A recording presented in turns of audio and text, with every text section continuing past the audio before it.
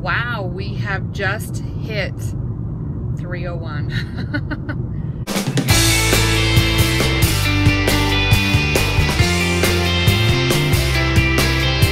How crazy is that? Our growth. I am not even kidding. I did not think that when we started our channel, I wasn't really starting it to grow. I mean, I hoped it would, but I really didn't think it would. So 301 is pretty fascinating. Hey everybody, how's it going?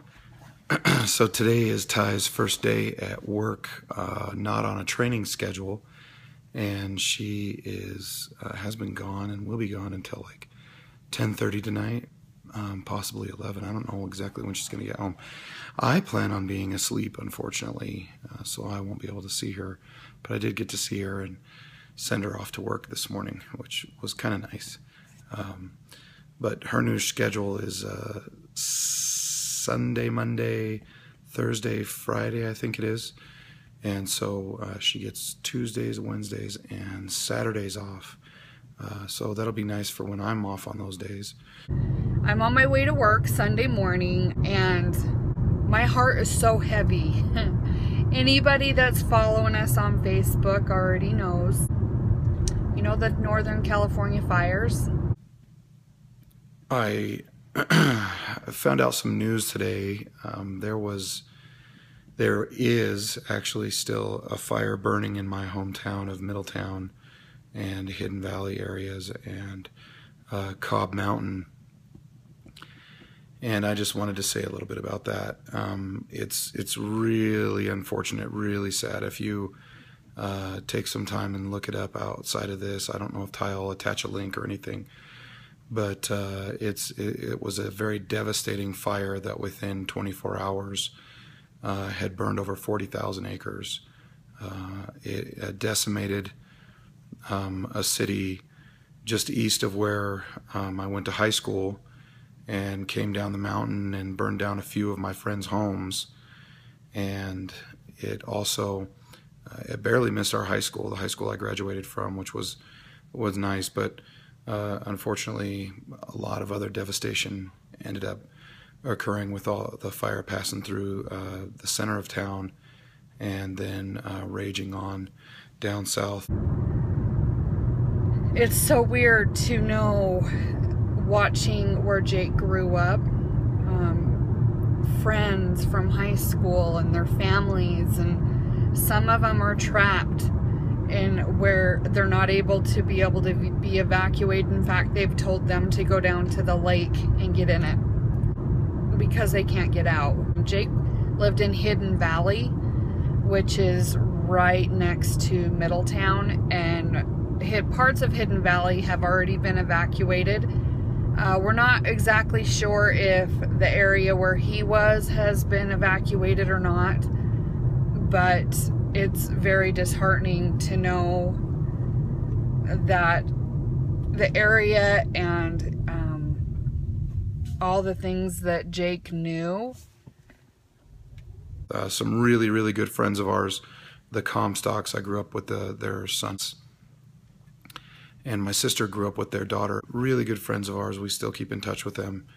Their house was almost burnt down. They own a ranch, lots and lots of acreage. A lot of it is burnt down.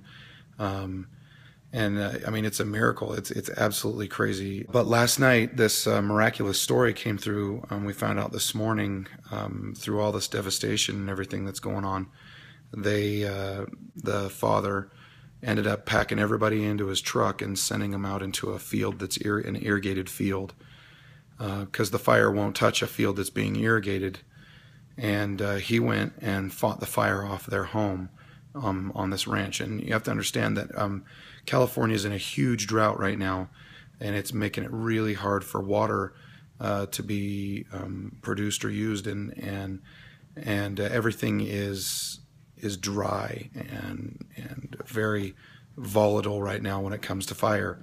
All through the night fought off this fire, and they hadn't heard from him all night long, thinking that something may have happened or something could have happened, or they didn't know what was going on, and found out this morning that He was able to fend off the fire from the home, saved the home, but a lot of the other stuff around was burnt down. Some friends of theirs and mutual friends of my parents who own a ranch home close to theirs lost everything. Some really good friends of ours and their daughter, one of their daughters still lives in Hidden Valley Ranch, which is where I lived growing up. They lost their home. Some friends that my dad knew from work, they lost their home. A friend of mine lost her home. We think that her mom and dad lost their home, and they were running out so fast that they ended up losing one of their dogs trying to get out of the fires. And they said that their neighbor, as they were being evacuated, was driving through flames, jumping across the streets towards their home.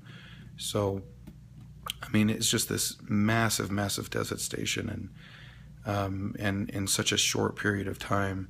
Part of the reason why Middletown is decimated, because in the middle of the firefighting last night, I'm not sure what time the fire hydrants ran out of water.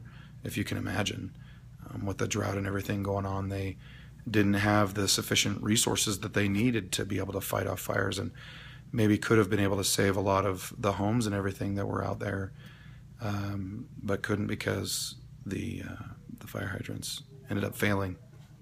And so they're picky. They're being really picky about where they're fighting fires, and they're putting out embers that are hitting the ground and that kind of thing. And not only are they doing that, but they said that the fire is so big and large that it created its own rain. Have you guys heard of that? I'd never heard of that. I don't know fires very well, but anyway, the reporter on his Periscope said exactly that the rain created its own, or I mean, the fire created its own rain. I had no idea fire could do that. I just want to share my feelings with you guys. It's brought up a lot of old memories. I really, really feel and pray for those people that are out there right now at this time. I've been talking with a few of my friends from the area, and couldn't even imagine if this had been when I was still living there, what we would be going through. And I would urge any of you out there that